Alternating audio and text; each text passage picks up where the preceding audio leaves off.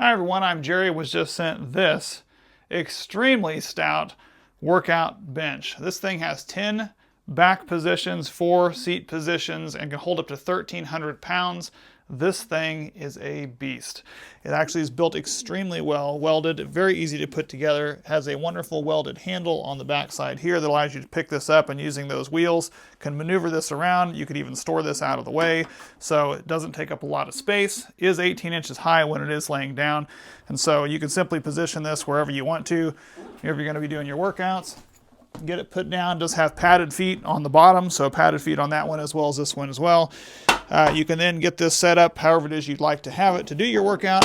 Maybe you're going to be doing some workouts with the, your chest presses or anything like that. That way, whenever you get your weights, again, supporting 1,300 pounds, this thing allows you to do your incline or decline as well on this. So a lot of different versatility with this workout bench, and the fact that it's built as well as it is, this thing will take a lot of abuse. The pads are 2.5 inches thick, so they do have a lot of pad on there as well.